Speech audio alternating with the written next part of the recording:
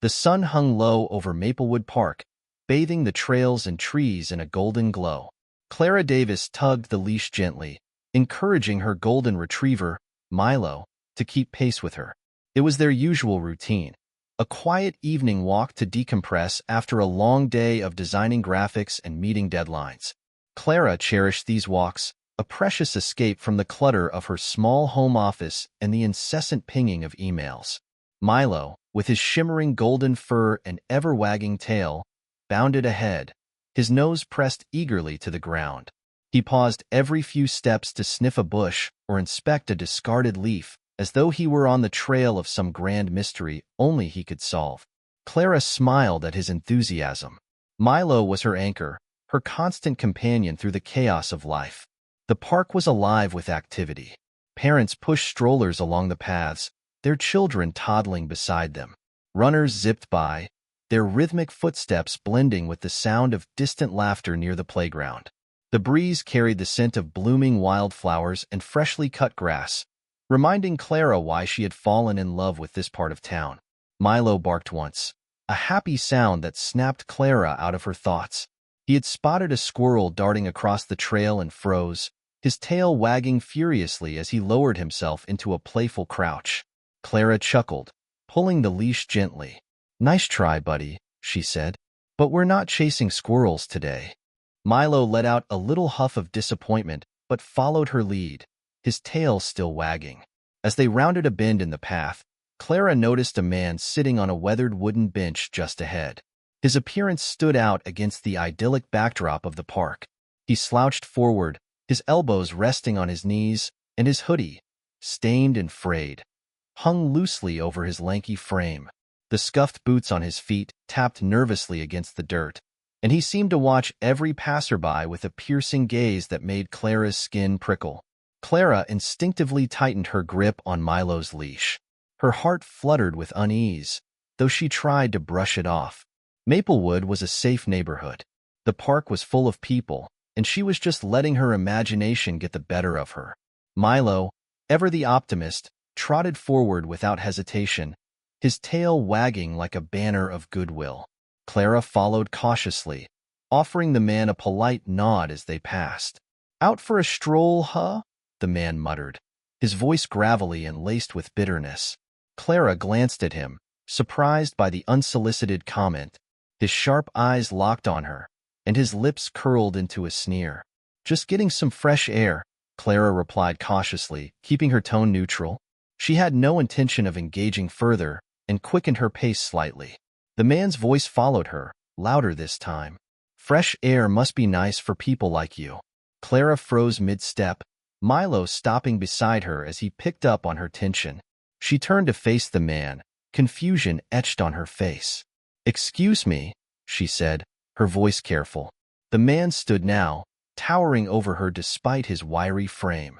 His movements were erratic, his fists clenching and unclenching as though he were restraining himself from something more volatile. "You people," he spat, gesturing broadly, though at what or whom Clara couldn't tell. "You move in, take over, and act like you own the place. You don't belong here." Clara's stomach knotted. She didn't know what he was talking about or why his anger was directed at her, but she didn't want this to escalate. She held Milo's leash tighter, feeling her dog's sturdy presence as a source of comfort. "I think you have me mistaken for someone else," she said, her voice firm but measured. "I'm just walking my dog." The man laughed bitterly, his expression twisting with contempt. "Walking your fancy dog like everything's fine, like nothing's wrong." Milo let out a low growl, his ears pinning back as he stepped protectively in front of Clara. His golden fur bristled, a rare sight that sent a shiver down Clara's spine. She had never seen him react this way before, and it only heightened her sense of unease. "Let's go, Milo," Clara said, her voice steady but her heart racing. She tugged the leash gently, trying to steer Milo away from the man, but he stepped into their path, blocking their way. "You think you can just walk away?" he said, his tone hardening. "Maybe it's time someone showed you that you don't own this place."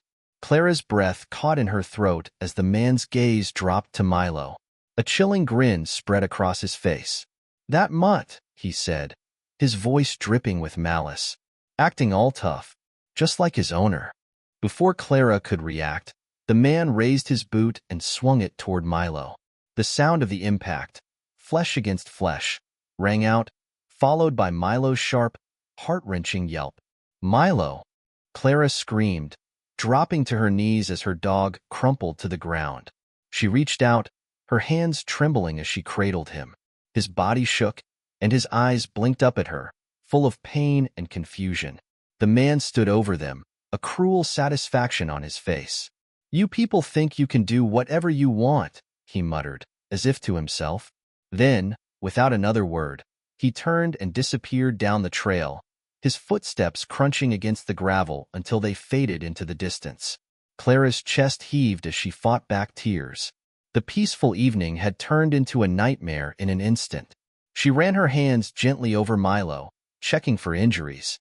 He whimpered softly, his tail giving a faint wag as though trying to reassure her. "It's okay, buddy," she whispered, her voice trembling. "I've got you." A jogger approached cautiously, stopping a few feet away. "Are you okay?" I think I saw." "He kicked my dog," Clara said, her voice sharp with anger and despair. She couldn't finish the sentence. "I'll call for help," the jogger said, pulling out their phone. Clara shook her head, already reaching for her own. "I'll take care of it," she said. "Just make sure someone knows what he looks like." The jogger nodded, hesitating before running off in the direction the man had gone. Clara scooped Milo into her arms, ignoring the strain on her back as she carried him to her car. Each step felt heavier than the last, her mind swirling with a mix of fear, anger, and a burning sense of injustice. By the time she reached her car, she was shaking, her breaths coming in shallow gasps. She placed Milo gently on the back seat, stroking his fur as tears streamed down her face. "I'm not letting him get away with this," she whispered, her voice firm despite the lump in her throat. "Not ever." As the sun dipped below the horizon, casting the park in shadow, Clara drove toward the nearest veterinary clinic, her determination solidifying with each passing moment. What had started as a peaceful evening had turned into a battle, and she would not rest until justice was served. Clara's car sped down the dimly lit streets, her fingers gripping the steering wheel tightly as Milo lay curled on the back seat. The rhythmic hum of the engine was punctuated by the occasional soft whimper from her loyal golden retriever. Each sound sent a fresh wave of guilt and anger surging through Clara. Her mind replayed the horrifying moment in the park. The man's sneer, the sickening thud of his boot against Milo, and her dog's heart-wrenching yelp. She clenched her teeth, trying to suppress the tears threatening to blur her vision. "It's okay, Milo," she murmured, glancing at him in the rearview mirror. His golden fur was dulled by dirt, and his eyes blinked slowly, his body curled protectively. "We're almost there, buddy. Just hold on." The illuminated sign for Maplewood Veterinary Clinic came into view, a beacon of hope in the dark. Clara pulled into the parking lot, barely remembering to put the car in park before leaping out and opening the back door. "Hang in there, Milo," she whispered as she gently scooped him up in her arms. His body felt heavier than usual, his usually vibrant energy replaced by a lethargic stillness. The clinic's doors slid open with a mechanical hum, and the receptionist at the front desk looked up with wide eyes. "Emergency?" the woman asked, already picking up the phone to alert the vet on duty. "Yes," Clara gasped. "My dog. He was attacked. He's hurt. Please help him." The receptionist nodded quickly and motioned for Clara to follow her. Moments later, a vet in a white coat appeared, her face calm but focused. "Bring him into the exam room," the vet instructed, holding the door open as Clara carried Milo inside. Clara placed Milo gently on the examination table, her hands lingering on his fur. The vet, who introduced herself as Dr. Patel, moved with practiced efficiency, her gloved hands gently examining Milo's side. "He was kicked," Clara explained, her voice trembling. "In the park. I think he's hurt badly." Dr. Patel nodded, her eyes focused on Milo as she checked his ribs and ran her hands along his legs. Milo whimpered but didn't resist, his trust in humans unbroken even in his pain. His ribs are bruised, Dr. Patel said after a moment, her tone steady. But there doesn't appear to be any fractures. I'll need to run an X-ray to confirm. He's also got some soft tissue injuries. We'll get him some pain relief right away. Clara exhaled a shaky breath, her hands still trembling. Is he going to be okay? Dr. Patel met her eyes, her expression kind but professional. I believe so. Dogs are resilient, and Milo seems like a fighter. He'll need rest and some time to heal, but I'm optimistic about his recovery. Clara nodded, the weight on her chest lifting slightly. Thank you, she whispered.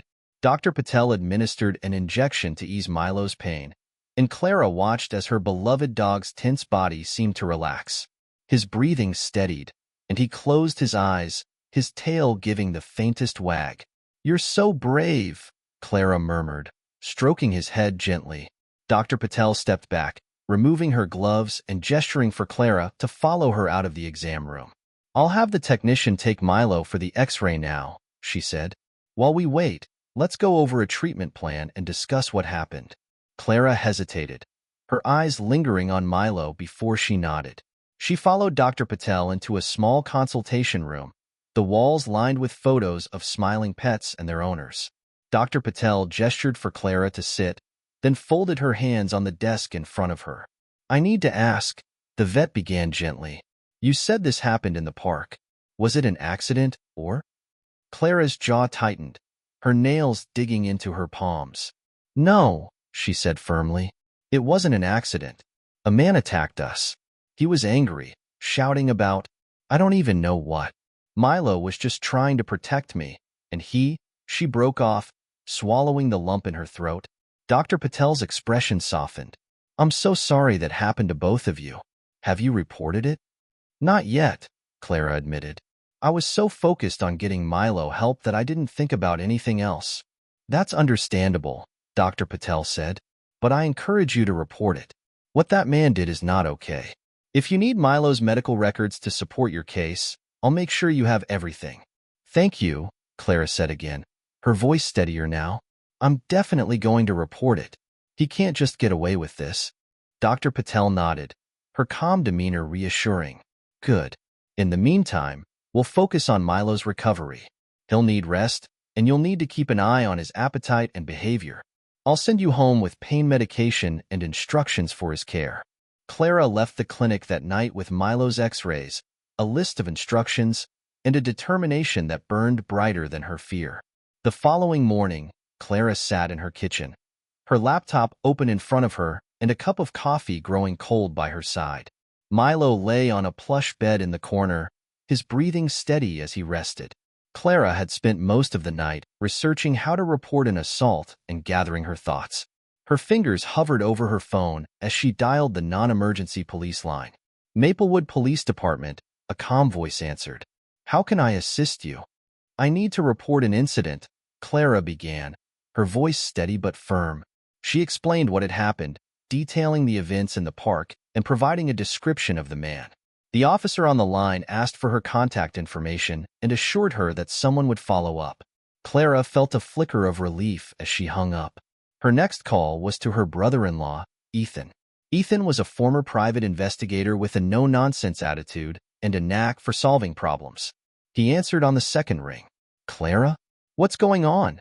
He asked, his voice warm but concerned.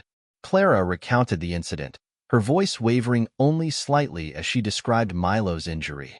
Ethan listened silently, his tone growing more serious as she spoke. You did the right thing reporting it, he said finally. But you can't rely on the system alone. These things can take time. I'll help you figure this out. Thank you, Ethan, Clara said, her voice soft with gratitude. Do you remember anything else about the guy? Ethan asked. Anything that might help identify him? Clara closed her eyes, her mind flashing back to the man's sneer, his stained hoodie, and the anger in his voice. He had brown hair, late 20s or early 30s, she said, wearing a hoodie and boots. He seemed unsteady, like he might have been drinking or something. Good, Ethan said. That's a start. Let me see what I can dig up. In the meantime, keep Milo close and don't go anywhere alone. Clara nodded, even though he couldn't see her. I won't. After hanging up, Clara leaned back in her chair and glanced at Milo, who was watching her with sleepy eyes.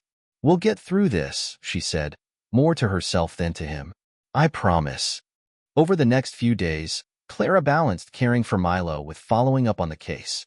Officer Thomas, a patient and professional officer assigned to her report, called to update her.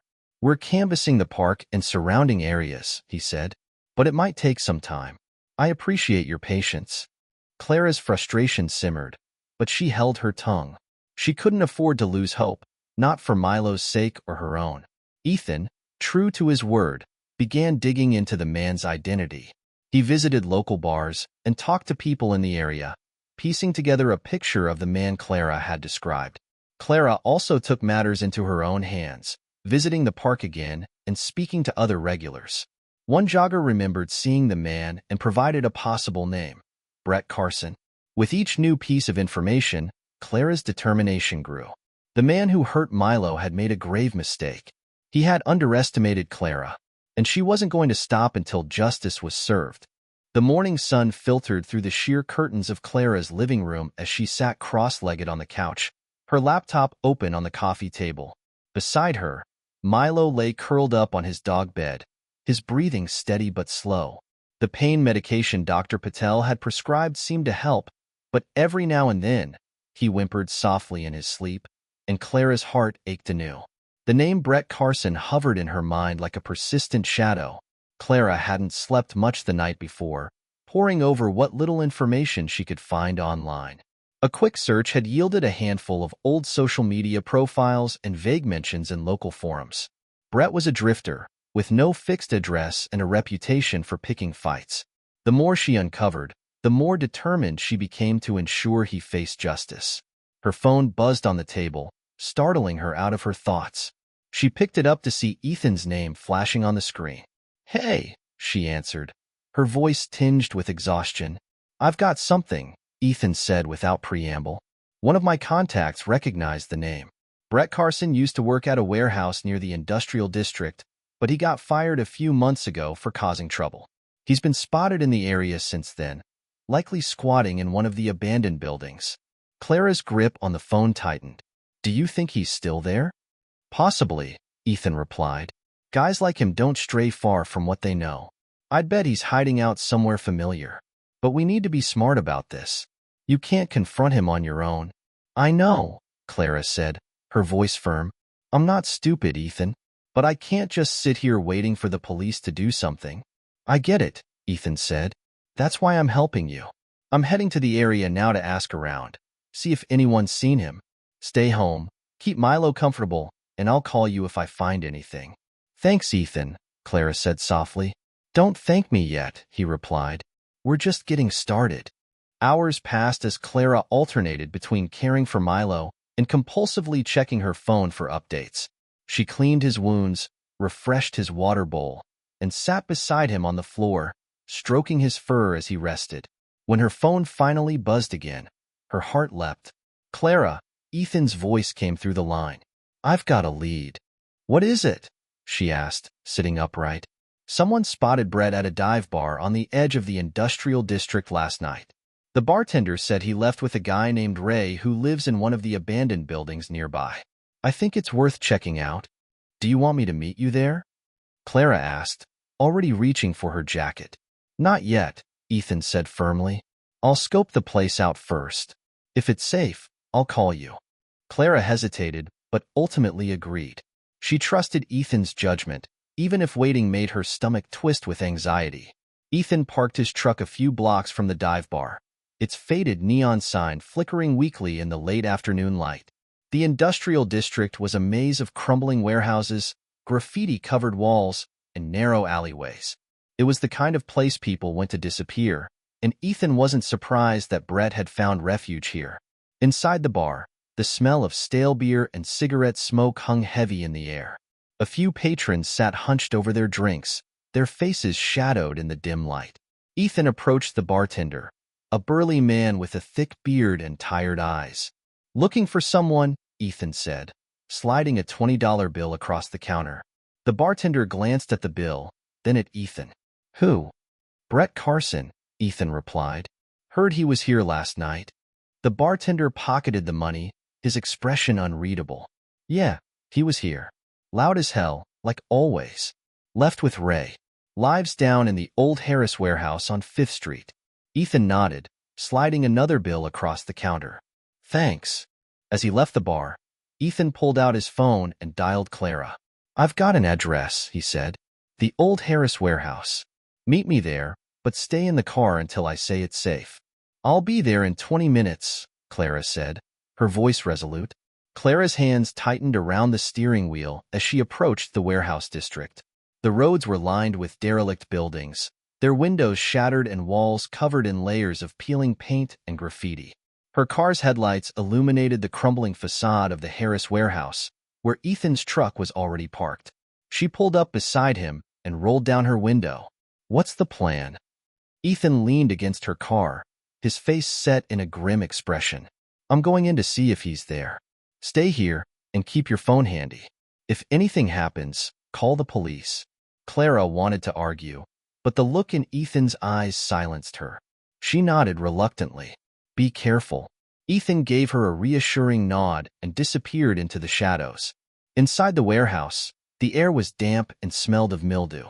Broken furniture and discarded trash littered the floor, and the faint sound of voices echoed from deeper within the building. Ethan moved quietly, his years of experience guiding his every step. As he approached the source of the voices, he spotted two men sitting around a makeshift table, a single flickering lantern illuminating their faces.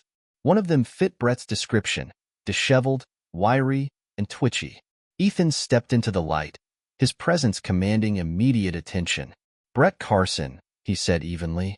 The two men jumped to their feet, Brett's eyes darting around like a trapped animal. Who the hell are you? Someone who knows what you did, Ethan replied. You hurt a dog and terrified his owner. You think you can run and hide, but it's over. Brett sneered, his bravado flickering. You don't know anything. I know enough, Ethan said, his voice cold. You can come with me quietly, or we can wait for the cops to show up. Your choice. Brett lunged forward, his movements clumsy but desperate. Ethan sidestepped easily, grabbing Brett's arm and twisting it behind his back. Brett howled in pain, his free hand flailing uselessly. Let go of me, Brett yelled. Ethan tightened his grip. Not a chance. He pulled out his phone with his free hand and called Clara. I've got him, he said. Call the police and get over here. By the time Clara arrived, the police were pulling up as well. Red and blue lights bathed the warehouse in an eerie glow as officers approached. Ethan handed Brett over, his expression unreadable as the officers cuffed him and led him to their squad car. Clara stood a few feet away, her fists clenched as she watched the man who had hurt Milo being taken into custody. You're going to pay for what you did, she said quietly, her voice steady despite the storm of emotions inside her. As the squad car drove away, Ethan placed a hand on her shoulder. It's a step in the right direction, he said. Clara nodded, her resolve hardening. It's not over. He's going to face justice, and I'll make sure of it. The night was dark and quiet as they left the warehouse district, but for Clara, it marked the beginning of a fight she wouldn't back down from. Brett Carson might have thought he could escape the consequences of his actions, but he had underestimated her, and that was his biggest mistake. The low hum of Clara's car engine filled the silence as she drove home, her grip on the steering wheel tight. The image of Brett being led into the police car replayed in her mind, but it didn't bring the sense of closure she had hoped for. Justice was far from served. This was only the beginning. Milo's soft whine from the back seat drew her attention. She glanced in the rearview mirror to see him resting on his bed, his eyes half closed but watchful. You're safe now, buddy, she said softly, as much to reassure herself as him. By the time Clara pulled into her driveway, exhaustion had begun to take its toll. The adrenaline that had sustained her through the ordeal of tracking Brett and calling the police was wearing off, leaving her drained. She carried Milo inside carefully, settling him on his favorite spot near the couch. He gave a soft sigh, his tail wagging faintly. As she sank into the armchair across from him, her phone buzzed. It was Ethan. You okay? He asked, his voice steady but tinged with concern. Yeah, Clara replied, though her voice was heavy. It's just everything. I'm glad they arrested him, but I know this is just the start. There's going to be a trial, isn't there? Most likely, Ethan confirmed. The police will build a case, and then it's up to the prosecutor. You'll probably have to testify, Clara sighed, running a hand through her hair. I'll do whatever it takes. I just want him to face the consequences for what he did. He will, Ethan assured her. And you won't have to do it alone. I'll be with you every step of the way. The next morning, Clara woke to the sound of Milo's soft barks. He stood near the front door, his tail wagging gently, though his movements were still slow. Clara smiled despite her fatigue. Someone's feeling better, she said, kneeling to scratch behind his ears. Let's get you breakfast. As she prepared Milo's food, her phone buzzed again. This time, it was Officer Thomas. Ms. Davis, we've completed the initial booking process for Brett Carson, he said. I wanted to give you an update. He's being held on charges of animal cruelty, harassment, and theft. The evidence you and your brother-in-law provided will help build a strong case. Thank you, Clara said, relief evident in her tone. What happens next? The case will go to the district attorney's office, Officer Thomas explained. They'll decide whether to move forward with formal charges and take it to trial. You'll likely be contacted soon to provide a statement. I'm ready, Clara said firmly. I believe you, Thomas replied. You've done the right thing, Ms. Davis. Cases like this can be tough, but standing up for what's right matters. True to Officer Thomas's word, Clara received a call from the prosecutor's office later that week. The assistant district attorney, Sarah Lopez, introduced herself with a calm, professional tone that immediately put Clara at ease. Ms. Davis, I've reviewed the preliminary evidence in your case, and I believe we have a strong foundation, Sarah said. The veterinary reports, your testimony, and the police's findings all align to show Brett Carson's intent and actions. Are you prepared to testify if this goes to trial? Yes, Clara replied without hesitation. I want to make sure he doesn't get away with this. Good, Sarah said. I'll walk you through the process so you know what to expect. Trials can be intense, but I'll be there to guide you every step of the way. Your testimony will be critical. As the days turned into weeks, Clara worked closely with Sarah and the police to prepare for the trial. She spent hours going over every detail of what had happened in the park, her frustration growing as she relived the encounter over and over. But Milo's presence kept her grounded. Each evening, after hours of meetings and preparation, Clara would sit beside Milo on the couch, his head resting in her lap. She'd stroke his fur and whisper words of encouragement, as much for herself as for him. You're the bravest dog I know, she said one night, pressing a kiss to his head. We're going to get through this together. Meanwhile, Ethan continued his work behind the scenes. He tracked down more witnesses from the park, including a jogger who had seen Brett fleeing the scene.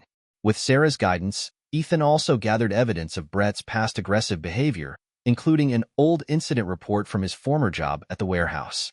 The more Clara learned about Brett, the more determined she became. He wasn't just a man who had made a mistake.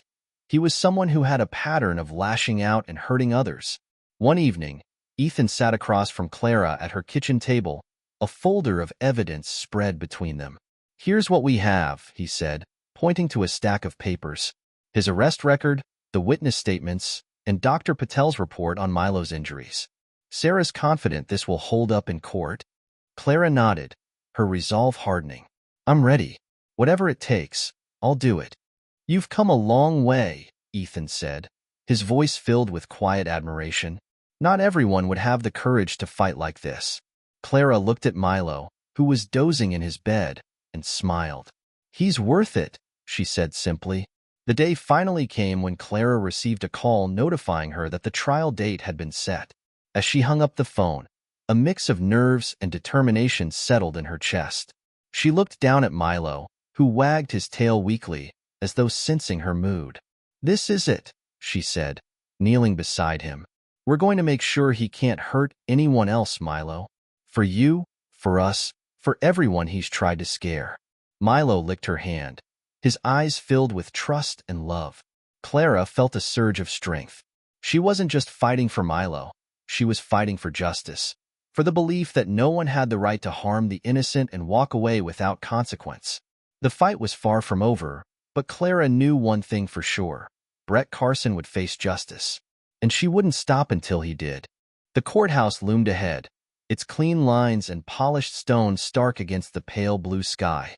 Clara sat in her car, gripping the steering wheel tightly as she stared at the imposing structure. The trial was still weeks away, but this was the day she would meet Sarah Lopez, the assistant district attorney assigned to her case. It felt like the first tangible step in her fight for justice, and the weight of that realization sat heavily on her shoulders. Milo shifted in his bed in the back seat, letting out a soft sigh. Clara turned to look at him, her anxiety easing slightly at the sight of his calm demeanor. Though his injuries had healed significantly, he still carried the faint scars of that fateful evening in the park. His resilience inspired her, as it always had. "You're my strength, Milo," she said softly.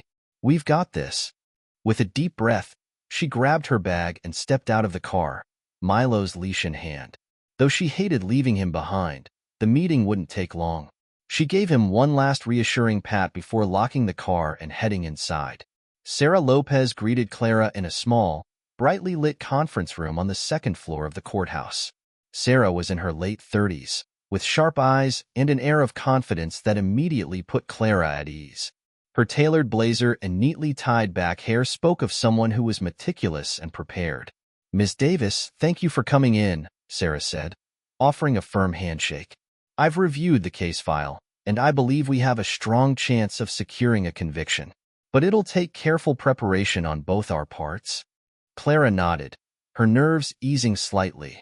"I'll do whatever it takes." Sarah gestured for Clara to sit. On the table in front of them was a neatly organized folder, its contents tabbed and labeled. "Let's start by walking through the structure of the trial," Sarah began.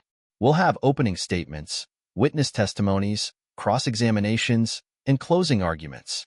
Your testimony will be one of the most important pieces of evidence we present, so we'll need to ensure you're confident and clear." Clara swallowed hard but nodded. "I'm ready to testify. I want the jury to know exactly what happened." "Good," Sarah said, giving her an encouraging smile. "We'll also be presenting Milo's veterinary records and testimony from Dr. Patel. The defense may try to argue that the injuries were exaggerated, but the records are thorough and compelling.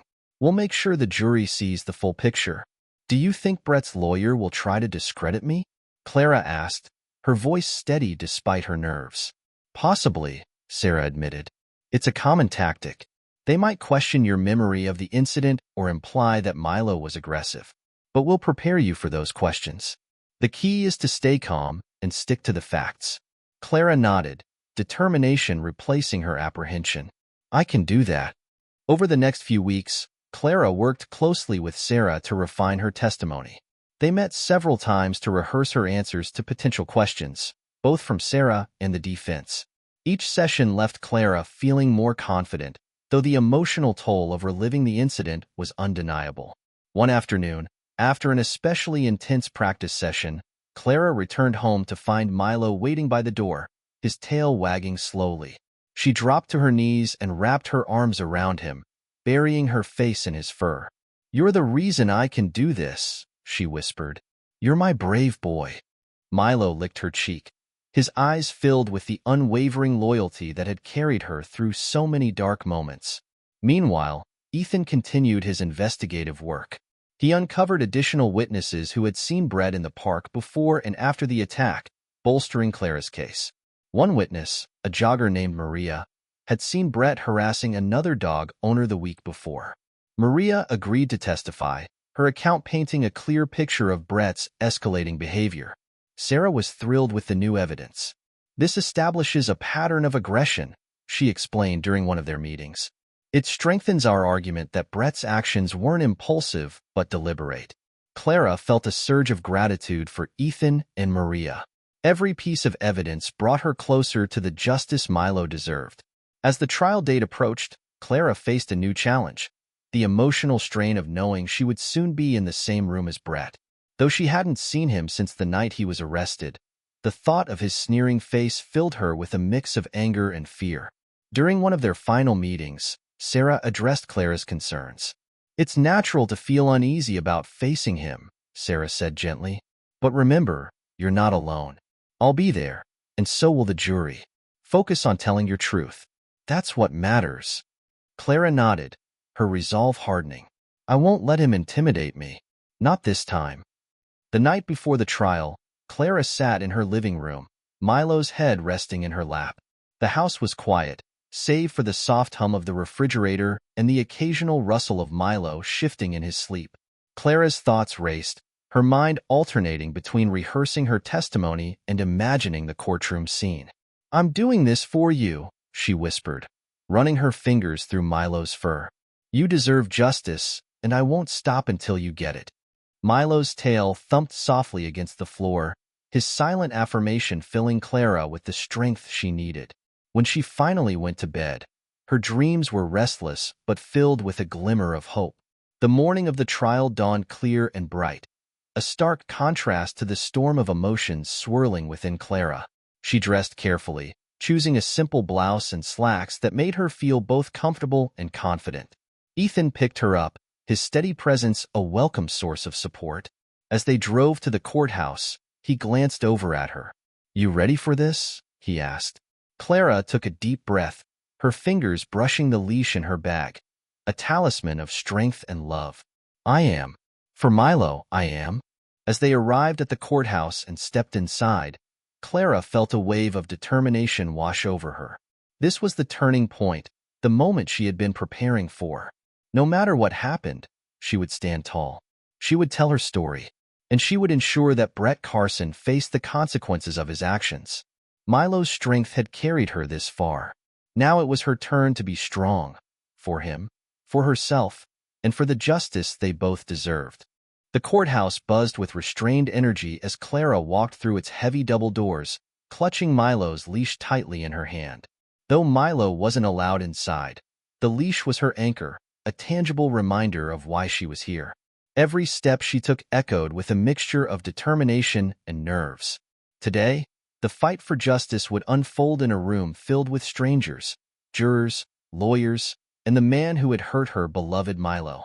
As she entered the courtroom, the smell of polished wood and faintly stale air hit her. Rows of pew-like benches stretched out behind her, where spectators sat in muted conversation. Ahead, the jury box sat empty, waiting to be filled. The prosecution and defense tables faced each other across the center aisle, and the judge's bench loomed over them all. Sarah Lopez, the assistant district attorney, waved her over. Clara took her seat at the prosecution's table, her heart pounding as she caught sight of Brett Carson. He sat at the defense table with his attorney, Victor Finch, a man whose tailored suit and slick demeanor gave him an air of rehearsed confidence. Brett slouched in his chair, his face a mask of defiance, as though he were daring the world to question him. Stay focused, Sarah whispered to Clara, her voice calm but firm. The jury needs to hear your story, not your emotions. We've got this. Clara nodded, forcing herself to sit straighter. She had relived that awful night in her mind countless times. Now it was time to share it with the people who could make Brett face the consequences of his actions. The judge entered, a gavel's sharp rap bringing the room to order. Clara watched as the jury filed in. 12 people who would decide whether Brett's actions were a crime or a mistake. She scanned their faces, searching for empathy or understanding, but their expressions remained neutral. Opening statements, the judge announced.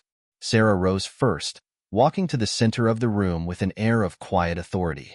Ladies and gentlemen of the jury, she began, her voice steady and clear. This case is about accountability. On a peaceful evening in the park, Miss Clara Davis and her dog Milo were confronted by the defendant, Brett Carson. What began as verbal harassment escalated into physical violence. The evidence will show that Mr. Carson intentionally harmed an innocent animal and terrorized its owner. Sarah paused, letting her words sink in. You will hear from Ms. Davis herself, as well as expert testimony from Milo's veterinarian and other witnesses who saw Mr. Carson's behavior that evening. The physical evidence, combined with these accounts, will paint a clear picture of the defendant's actions and their consequences. At the end of this trial, I will ask you to hold Mr. Carson accountable for his deliberate cruelty and harm. Clara felt a flicker of hope as Sarah returned to her seat. Her voice had been calm but commanding, leaving no room for doubt about the gravity of the case. Victor Finch stood next, his polished demeanor on full display as he began his opening statement. "Ladies and gentlemen," he said with a smooth smile, "we can all agree that this case is deeply unfortunate. But my client, Brett Carson, is not the villain the prosecution wants you to believe he is. He is a man who has struggled against hardship, and on that particular evening, he acted out of fear, not malice." Clara clenched her hands in her lap as Finch continued, weaving a narrative that cast Brett as a misunderstood man who had simply been in the wrong place at the wrong time. "I urge you to consider the possibility that this incident was a misunderstanding," Finch concluded. "At the end of this trial, I believe you will find reasonable doubt in the prosecution's case." The prosecution's first witness was Dr. Patel, Milo's veterinarian. She took the stand with the calm confidence of someone who had testified before. "Dr. Patel," Sarah began, "can you describe the injuries Milo sustained on the night of the incident?" Dr. Patel nodded. "Milo suffered significant bruising along his ribs, consistent with blunt force trauma. The injuries were painful but not life-threatening. He also displayed signs of stress and anxiety, which are common in animals subjected to physical violence. Based on your professional opinion, were these injuries caused accidentally?" Sarah asked. "No," Dr. Patel replied firmly. "The injuries were consistent with deliberate force, not an accident or a fall." Finch cross-examined Dr. Patel, attempting to suggest that Milo's injuries could have been caused by an unrelated event. But Dr. Patel held her ground, countering his insinuations with calm, fact-based responses. Next came Maria, the jogger who had witnessed Brett's aggressive behavior toward other parkgoers. "Brett Carson was yelling at another dog owner a week before the incident," Maria testified. "He was loud and hostile, blaming them for things that didn't make sense, like the rising cost of rent. It made me uncomfortable enough to leave the park early." Her testimony painted a picture of Brett as someone prone to volatile outbursts, reinforcing the prosecution's argument that his actions weren't isolated or impulsive. Finally, it was Clara's turn to take the stand. Her heart raced as she walked to the witness box, Milo's leash still clutched tightly in her hand. She took the oath, her voice steady despite the butterflies in her stomach. Sarah approached, her tone gentle but direct. "Ms. Davis, can you describe what happened on the night of the incident?" Clara recounted the events in vivid detail. The peaceful walk, Brett's sudden aggression, and the moment he kicked Milo. Her voice cracked only slightly when she described Milo's yelp, the sound still fresh in her memory. "Why didn't you leave when you realized Mr. Carson was acting aggressively?" Sarah asked. "I tried," Clara said, her voice resolute, "but he blocked my path. He wouldn't let me go. Milo growled to protect me, and that's when Brett kicked him." When Finch cross-examined her, his questions were sharp and accusatory. "Ms. Davis," he said, his tone smooth but cutting, "isn't it possible that Milo's growling provoked my client to defend himself?" "No," Clara replied firmly. "Milo growled because he sensed danger. He didn't attack Brett. He was protecting me, as any loyal dog would." "And yet you didn't report the incident immediately," Finch pressed. "Why not?" "I was focused on getting Milo to the vet," Clara said. "He was in pain, and his safety was my first priority." Her calm, unwavering responses left Finch visibly frustrated. The trial's final day arrived, and the courtroom was thick with anticipation as Sarah delivered her closing argument. "Ladies and gentlemen," she began, her voice resonating with conviction, "this case is not just about a dog, it's about accountability. Mr. Carson made deliberate choices that caused harm to an innocent animal and terrorized its owner. The evidence is clear, the testimonies are consistent, and the defendant has shown no remorse. I urge you to hold him responsible for his actions." Victor Finch's closing argument attempted to humanize Brett, framing him as a victim of circumstance who had acted impulsively. But Clara could sense the jury's skepticism. When the jury left to deliberate, Clara felt a mix of relief and dread. She had done everything she could to fight for Milo. Now, all she could do was wait and hope that the jurors saw the truth. Hours later, the jury returned, their verdict sealed in an envelope. Clara held her breath as the foreperson stood to deliver it. In the case of Brett Carson, the foreperson said, "We find the defendant guilty on all counts." A wave of relief crashed over Clara as the courtroom erupted in murmurs. Brett's face twisted in anger, but Clara didn't look at him. Instead, she focused on Milo's leash, a symbol of the bond that had carried her through this ordeal. Justice had been served, but for Clara, it was more than that. It was a victory for courage, resilience, and love. Tea evening, Clara sat on her porch, a cup of tea in hand as the sun dipped low on the horizon. Milo lay sprawled on the grass, his head resting on his paws as he watched squirrels dart from tree to tree. Her phone buzzed on the table beside her. It was Ethan. "Hey," Clara said, answering the call. "Just checking in," Ethan said. "How are you feeling today?" Clara leaned back in her chair, her eyes drifting to Milo. "Relieved," she said honestly. "It's like I can finally breathe again." "You should be proud," Ethan said. "Not just for what you did in court, but for how you handled everything. You never gave up, Clara." Clara smiled, her chest warm with gratitude. "Thanks, Ethan. I couldn't have done it without you either." "You know I've always got your back," Ethan replied. "And Milo's too." After a few more minutes of conversation, Clara hung up, feeling a sense of peace she hadn't felt in weeks. A week later, Clara and Milo returned to Maplewood Park for the first time since the incident. The familiar sights and sounds of the park filled her with a mixture of nostalgia and apprehension, but Milo's enthusiasm was contagious. He sniffed every bush and patch of grass with renewed vigor, his tail wagging so hard it nearly knocked over a passing child. As they walked, a jogger slowed to a stop in front of them. Clara recognized her immediately. Maria, the woman who had testified at the trial. "Clara," Maria said, smiling warmly. "It's good to see you. And Milo looks fantastic." "He's doing great," Clara said, her heart swelling as she glanced at her dog. "Thanks to you and everyone who helped." Maria crouched to pet Milo, who licked her hand in thanks. "You were amazing in court," Maria said, standing again. "What you did, it inspired me. Not many people would have had the strength to see it through like you did." Clara smiled, feeling a flicker of pride. "I just wanted to make sure he couldn't hurt anyone else." "And you did," Maria said firmly. "You made a difference." That night, as Clara prepared for bed, she sat beside Milo's bed and stroked his soft fur. He looked up at her with those trusting eyes that had carried her through so much. "You're my hero, Milo," she whispered. "You never gave up on me, so I couldn't give up on you." Milo let out a contented sigh, his tail thumping against the floor. As Clara climbed into bed, she felt a profound sense of peace. The storm was over, and though the scars, both literal and emotional, might remain, they were reminders of the battles she and Milo had faced together. Justice had been served, but more importantly, they had found their way back to the life they loved. The future was uncertain, but Clara knew one thing for sure. As long as she had Milo by her side, they could face anything.